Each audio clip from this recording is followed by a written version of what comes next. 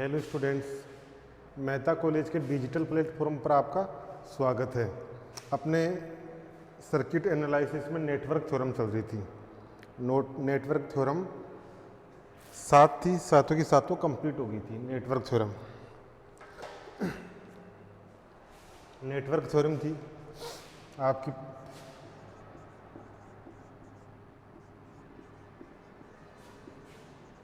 पहली network theorem थी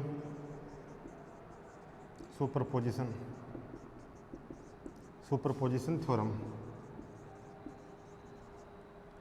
दूसरी थी थेवेनिन थ्योरम। तीसरी थी नॉर्टन थ्योरम। चौथी थी आपकी रेसिप्रोसिटी थ्योरम। पांचवी थी आपकी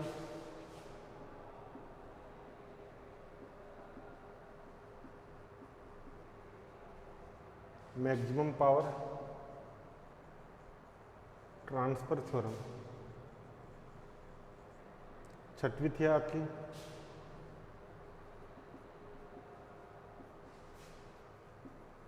मिलर थ्योरम। सातवीं थी आपकी कंपनसेशन थ्योरम। अध्यारोपण प्रमेय, थेवेनिन प्रमेय, नॉर्टन प्रमेय, पारस्परिक प्रमेय, अधिकतम शक्ति संचरण प्रमेय, मिलर प्रमेय और संवरण या प्रतिकार प्रमेय, ये सभी नेटवर्क थ्योरम कंप्लीट हो गई थी। नेटवर्क थ्योरम में से दो क्वेश्चन आता है। जो आपका नेटवर्क थ्योरम है, यहाँ से दो क्वेश्चन पूछे जाते हैं। एक कोई भी थ्योरम दे दिया, उसको प्रूफ करवाएगा, एक तो थ्योरम को प्रूव करवाएगा।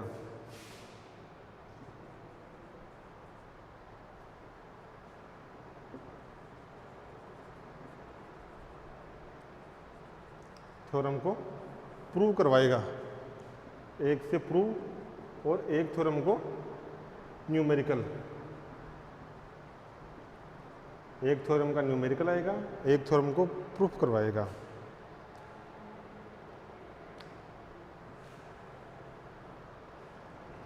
अब आज न्यूमेरिकल देखते हैं। ये जितने भी थ्योरम हैं इनके न्यूमेरिकल। सबसे पहले सुपरपोजिशन थ्योरम। सुपरपोजिशन थ्योरम क्या होती है? यदि किसी नेटवर्क में दो या दो से अधिक ऊर्जा स्रोत तथा अनेक प्रतिबाधाएं जुड़ी हो, तो किसी एक प्रतिबाधा में प्रवाहित धारा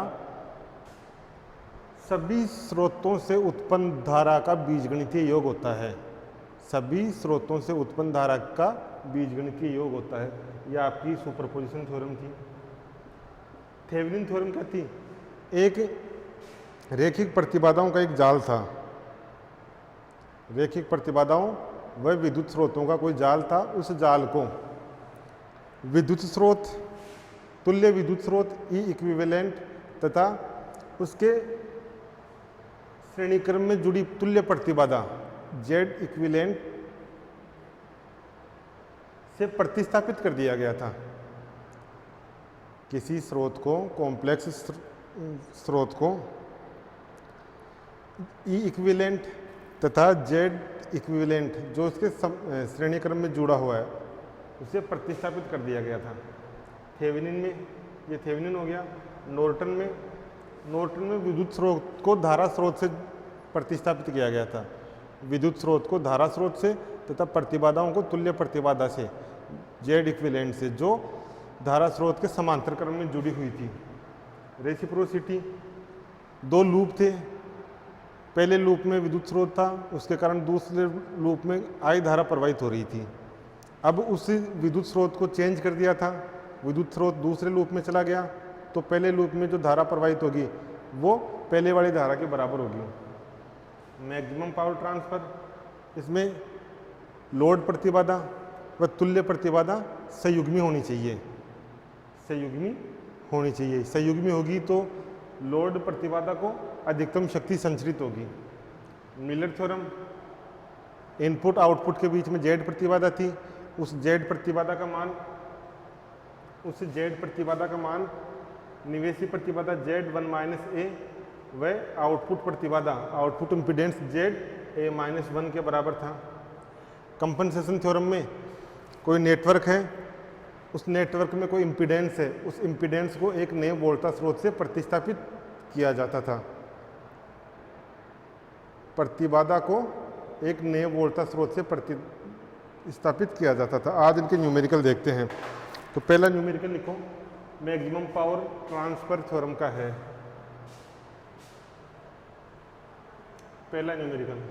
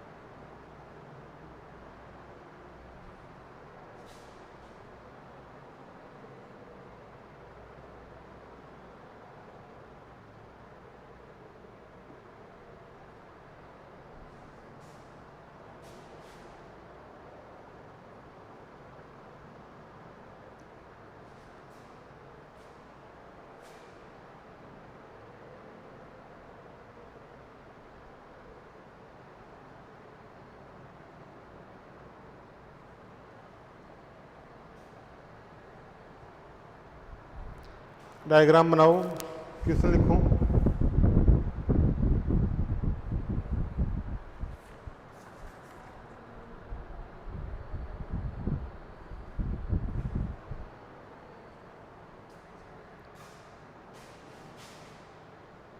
क्वेश्चन है आपका, दिए गए परिपथ के लिए, जो दिया गया परिपथ है इसके लिए लोड इम्पीडेंस ZL का मान क्या होगा? इसके लिए लोड इम्पीडेंस ZL का मान क्या होगा यदि स्रोत द्वारा लोड को अधिकतम शक्ति संचरित की जाती हो?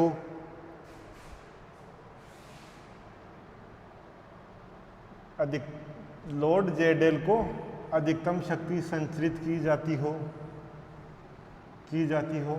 यदि आवर्ती 300 हर्ट्ज है, आवर्ती 300 हर्ट्ज है, तो लोड प्रतिबाधा के घटकों के मान ज्ञात करो। लोड प्रतिबाधा के घटकों के मान ज्ञात करो। सबसे पहले तो अधिकतम शक्ति कब संचरित होती है? जब ZL Z इक्विवेलेंट का संयुग्मी हो। तो इसमें लिखो आंसर।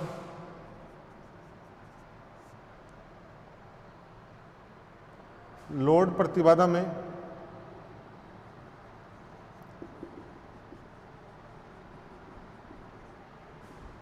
लोड इम्पीडेंस में मैक्सिमम पावर का ट्रांसफर तभी होगा,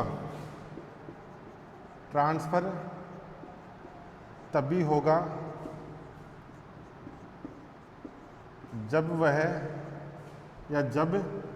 लोड इम्पीडेंस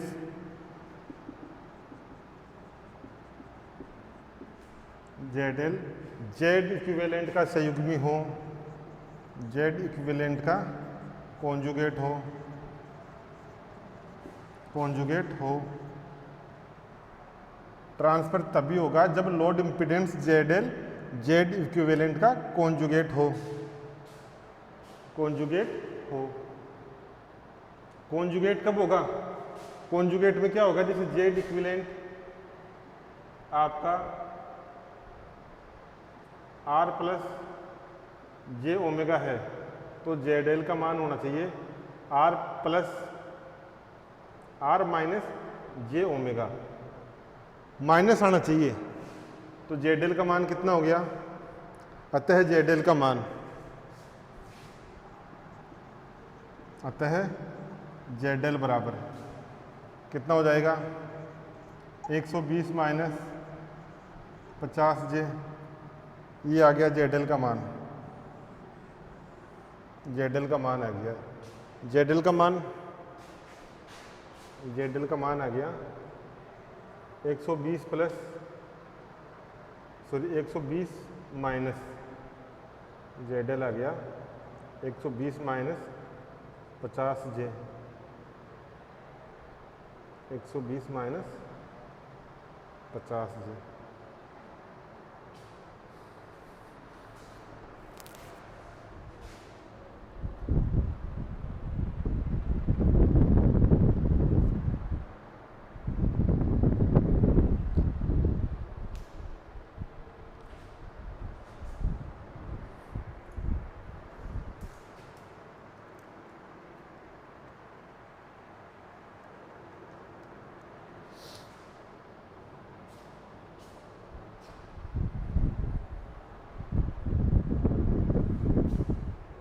अब देखो नेक्स्ट है, इसमें आवर्ती 300 हर्ट्ज हो तो प्रतिबाधा के घटकों के मान ज्ञात करो। यहाँ तक हो गया। प्रतिबाधा के घटक, लोड प्रतिबाधा के घटक या प्रतिबाधा के घटक कौन कौन से होते हैं? यानी प्रतिबाधा बनी होती है प्रतिरोध प्लस प्रतिघात।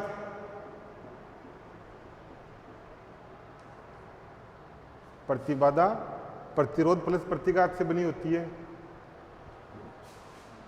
लोड प्रतिबाधा के लिए पूछा है तो लोड प्रतिबाधा बनी हुई है प्रतिरोध प्लस प्रतिघात से, तो इसमें लिखो। और इसका मान आया है अपने पास ZL is equal to 120 minus 50J। तो लिखो लोड प्रतिबाधा का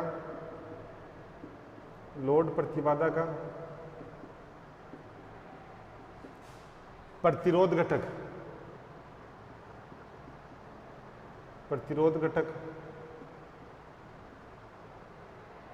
लोड प्रतिबाधा का प्रतिरोध घटक R is equal to 120, R equal to 120। ये प्रतिरोध घटक, ये प्रतिघात घटक। दूसरा लोड प्रतिबाधा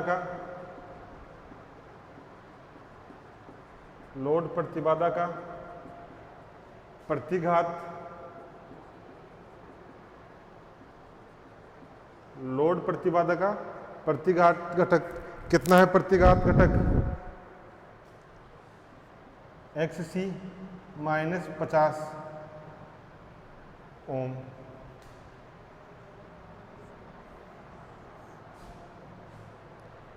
प्रतिबाधा का प्रतिघात घटक माइनस 50 ओम।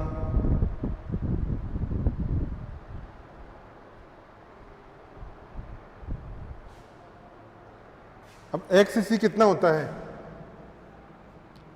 XC होता है, XC जो होता है 1/j ओमेगा। XC होता है 1/ωc। ये तो आ रहा है ना 1/ωc। इसका मान 50, इसका मान 50। ये माइनस तो और इसमें आ रहा है, संयुग्मी को बता रहा है, माइनस संयुग्मी को बता रहा है।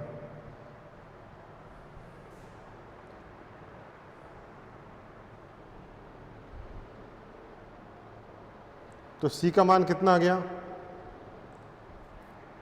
C का मान आ गया, यहां से C का मान हो गया C इक्वल टू 1/ओमेगा क्रॉस 50। ओमेगा क्या है? कोणीय आवर्ती, तो C हो जाएगा यहां से 1/2πf into 50, 2πf into 50। Frequency कितनी है? यहाँ देखो, फ्रिक्वेंसी 300 हर्ट्ज है। फ्रिक्वेंसी 300 हर्ट्ज है। एफ का मान 300 दे रखा है, एफ का मान 300 दे रखा है, तो ये हो जाएगा C equal to 2 into 300 into 50, ये मान आ गया C का मान, C का ये मान आ गया। इसको सोल्व कर लेना, ये C का मान आ गया। तो अपना क्वेश्चन, दिए गए प्रतिरोध के लिए लोड इम्पीडेंस ZL का मान क्या होगा यदि स्रोत द्वारा लोड प्रतिबाधा को अधिकतम शक्ति संचरित होती हो। अधिकतम शक्ति संचरित होती है तो लोड प्रतिबाधा का मान ये आ गया 120 माइनस 50 J, इसका संयुग्मी, ये संयुग्मी तो है, कॉन्जुगेट,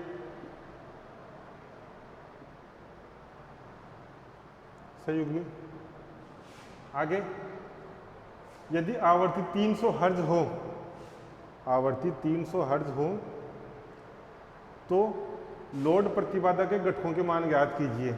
लोड प्रतिबाधा के घटकों के मान ज्ञात कीजिए।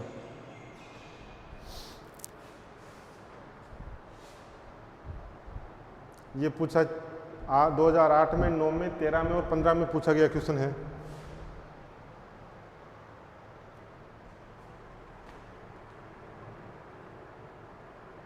दूसरा क्वेश्चन है,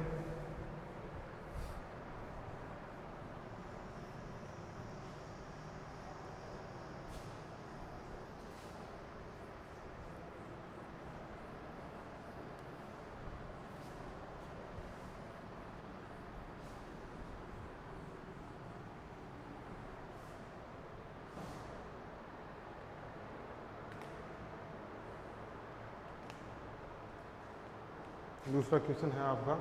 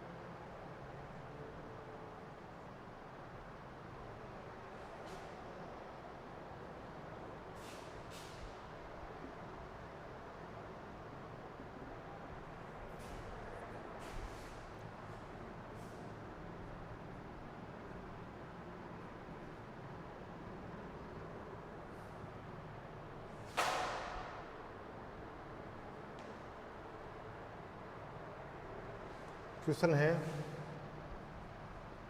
लोड को, लोड प्रतिबाधा या लोड को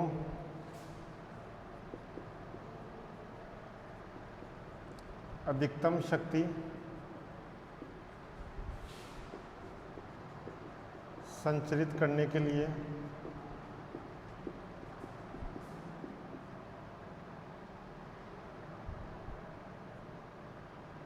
लोड को अधिकतम शक्ति संचरित करने के लिए टर्मिनल ए एंड बी के मध्य क्या जुड़ा होना चाहिए, क्या जुड़ा होना चाहिए।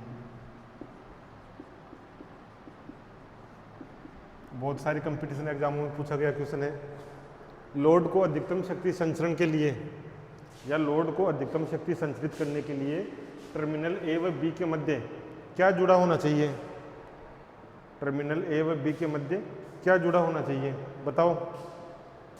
ये आपकी जेड इक्विवेलेंट या आपका जेडएल। तो जेडएल को अधिकतम शक्ति संचरित करने के लिए जो टर्मिनल हैं इसके ए और बी टर्मिनल, उन टर्मिनलों के मध्य क्या जुड़ा होना चाहिए?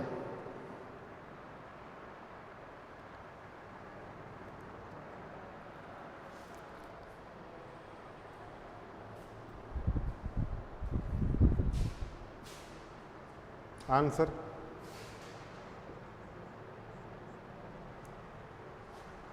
कैपेसिटर सी व इंडक्टेंस संयुग्मी होते हैं, संयुग्मी होते हैं। यानी जो कैपेसिटर सी और इंडक्टेंस एल संयुग्मी होते हैं, अतः टर्मिनल ए एंड बी के मध्य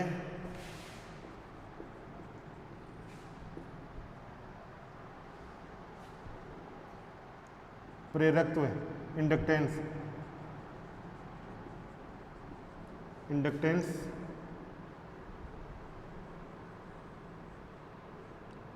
जुड़ा होना चाहिए।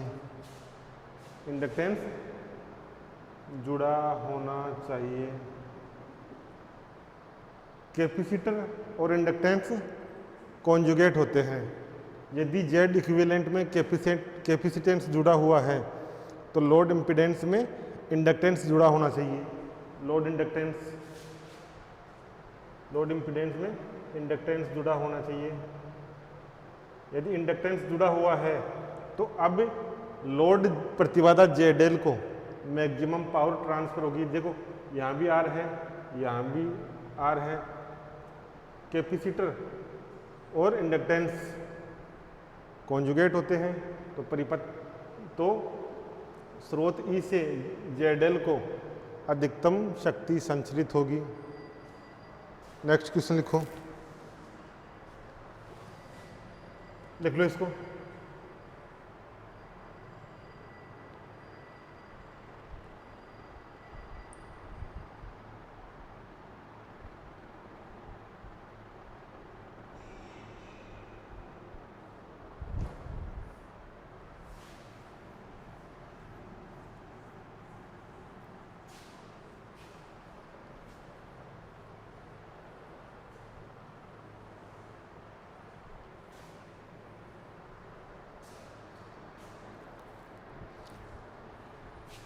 इसमें सुपरपोजिशन थ्योरम का एक क्वेश्चन देख लेते हैं।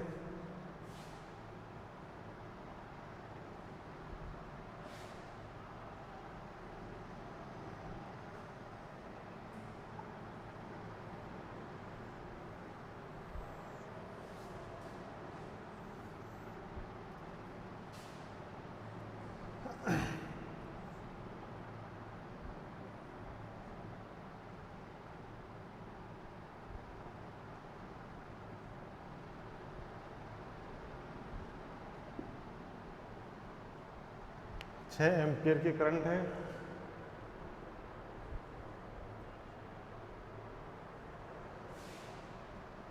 चार ओम, 8 ओम,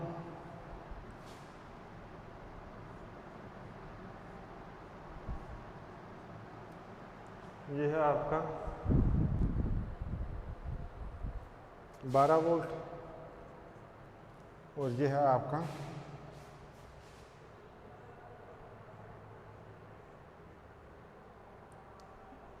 6 वोल्ट।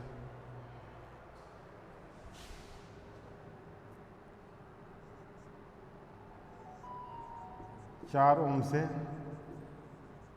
प्रवाहित कुल धारा, 4 ओम से प्रवाहित कुल धारा निकालो।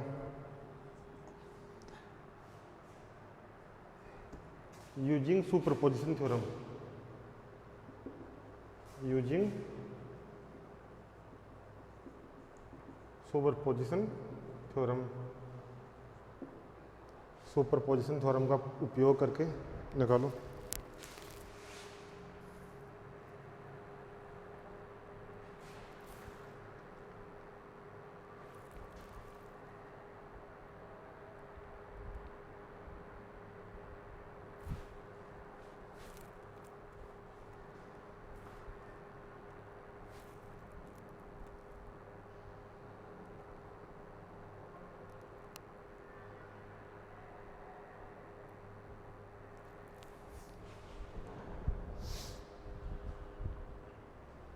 सुपरपोजिशन थ्योरम में क्या करते हैं, पहली स्टेप, एक वोल्टेज स्रोत को हटा दो, एक वोल्टेज स्रोत को हटा दो।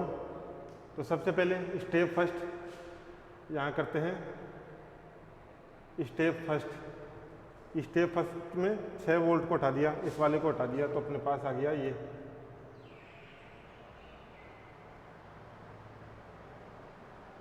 ये तो खुद एक करंट सोर्स है, यानी 6 एम्पीयर की धारा जा रही है, तो ये धारा इधर भी जाएगी और इधर भी जाएगी, यानी ये जो 6 एम्पीयर की करंट है वो दोनों साइडों में जाएगी, इधर भी जाएगी और इधर भी जाएगी। तो इसको तो सोर्स में मानेंगे नहीं, ये प्रतिबाधा थोड़ी है, ये तो करंट जा रहा है इधर, ये 8, ये 12, 4 ओम, 8 ओम। करंट का मान I1 मान लो इसको, I1 का मान हो गया I1 12/4 + 8, 12/12, 1 एम्पियर, 1 एम्पियर की धारा होगी, यानी 12 वोल्ट की जो बैटरी है या 12 वोल्ट का जो सोर्स है उससे 4 ओम में 1 एम्पियर की धारा जा रही है। स्टेप 2, इसको मैं हटा देता हूँ by using superposition theorem, SP theorem.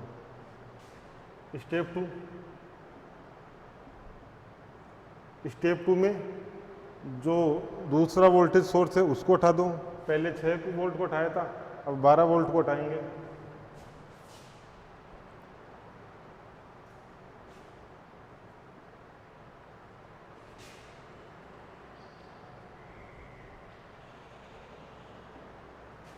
ये 8, ये 4, I2 कितनी हो जाएगी, ये 6 वोल्ट, I2 का मान हो जाएगा I2 6/4 + 8, 6/12, 1/2, 0.5 एम्पियर, 0.5 एम्पियर, यानी जो 12 वोल्टेज 6 वोल्ट का जो स्रोत है उसके कारण इस तरफ 0.5 एम्पियर धारा प्रवाहित हो रही है, 0.5 एम्पियर की धारा प्रवाहित हो रही है। नोट करो।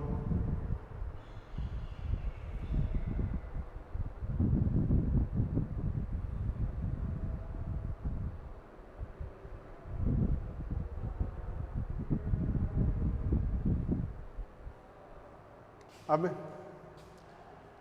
4 ओम से प्रवाहित कुल धारा, 4 ओम से प्रवाहित कुल धारा I1 तो हो गई ये, इसके द्वारा तो I1, इसके द्वारा I2, और ये 6 है वो I3 6 एम्पियर, एम्पियर है ए, एम्पियर 6 एम्पियर। तो कुल करंट कितनी होगी, देखो 6 एम्पियर की डायरेक्शन इधर, 6 एम्पियर की डायरेक्शन इधर है, I2 की डायरेक्शन भी इधर है और I1 की डायरेक्शन ये है, तो ये हो जाएगा I1 minus I2 minus I3।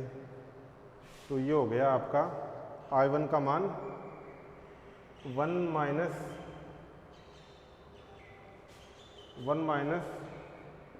0.5 minus 6, तो यहाँ से आ गया 5.5 माइनस 5.5 एम्पियर।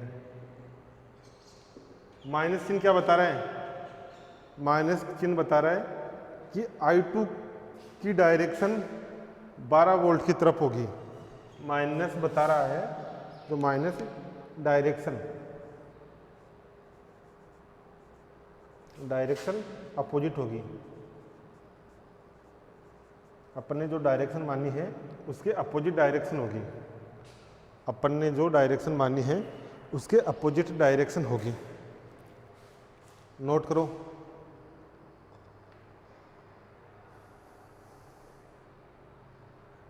यह आपका सुपरपोजिशन थ्योरम होगी।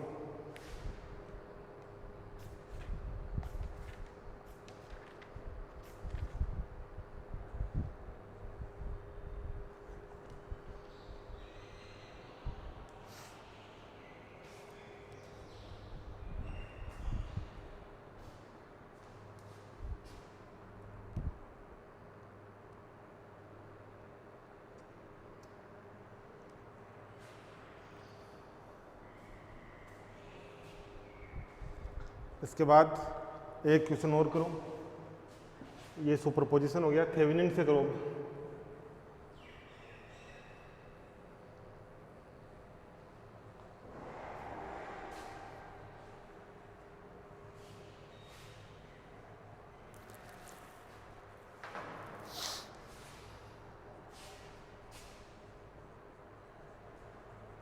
Solve this using Thevenin theorem. Using Thevenin theorem.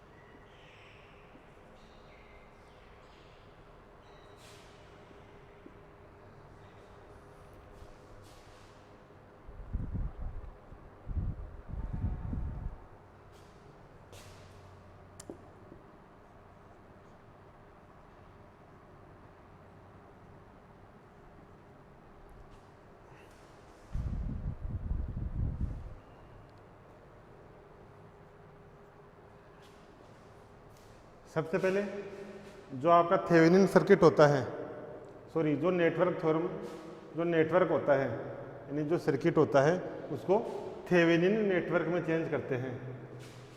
Network या circuit change, Thevenin circuit, circuit को थेवेनिन सर्किट में चेंज करते हैं। करो।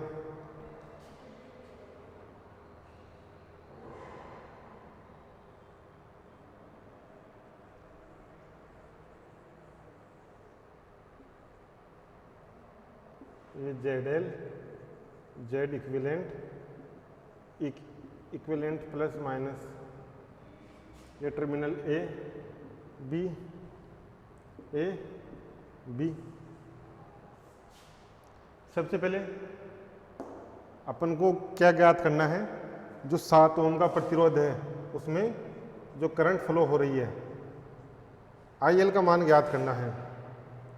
IL का मान ज्ञात करना है। तो IL का मान ज्ञात करने के लिए सबसे पहले E इक्विवेलेंट क्या होता है?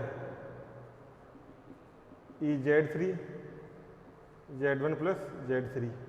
E का मान 12, Z3 6, Z1 plus Z3 2 plus 6।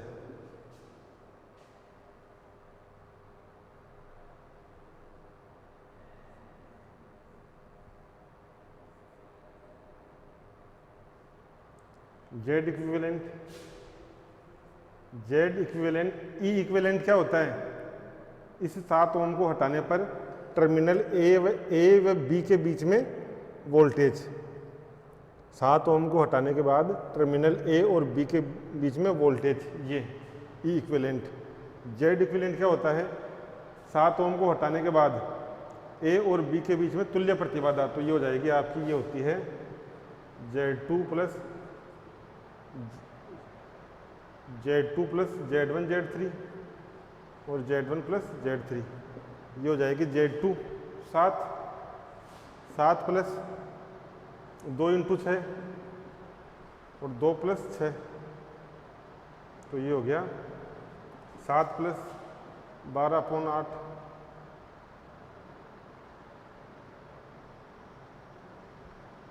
1.5 तो 8.5, जेड इक्विवेलेंट का मान हो गया 8.5।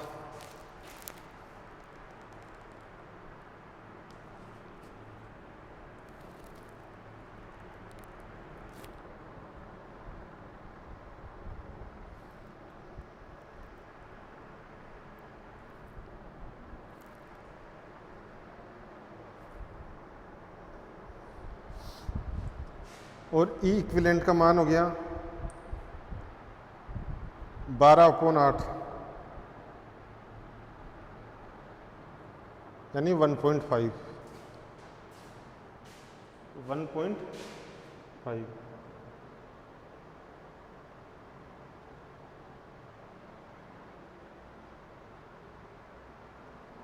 एक मिनट, ये 72 में 8 का भाग, 72 में 8 का भाग दिया तो 9, 9 अंटे 72, 9। अब देखो आई एल कितना हो जाएगा? आई एल होता है अपना E equivalent upon Z equivalent plus Z L. यहाँ से आई एल इसका मान 9 और 8.5 प्लस इसका 7, तो ये हो गया 9/15.5।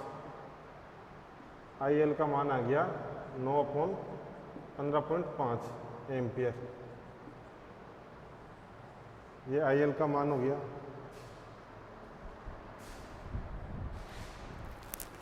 ये आपका नॉर्टन थ्योरम का एग्जाम्पल है।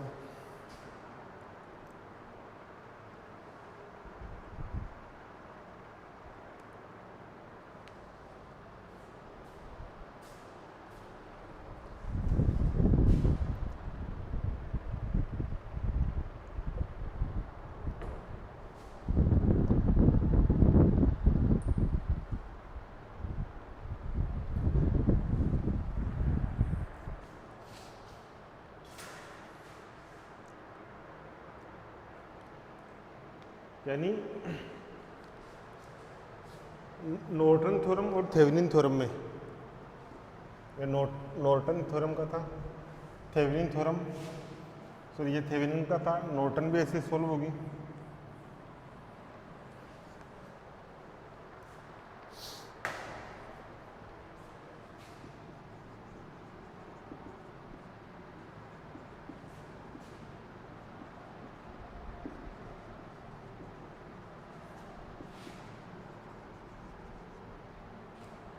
नॉर्टन थ्योरम और थेवेनिन थ्योरम एक दूसरे के बराबर होती है। जो नॉर्टन प्रमेय है वो और थेवेनिन थ्योरम एक दूसरे के बराबर होती है। इसमें क्या करते हैं, सर्किट को थेवेनिन सर्किट में चेंज करते हैं, यहाँ सर्किट को नॉर्टन सर्किट में चेंज करते हैं। सर्किट यहाँ थेवेनिन सर्किट, यहाँ नॉर्टन सर्किट।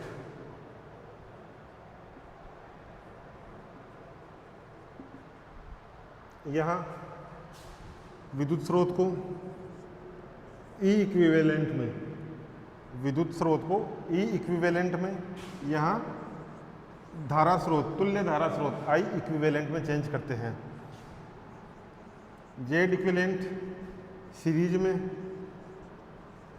श्रेणी क्रम में जुड़ी होती है।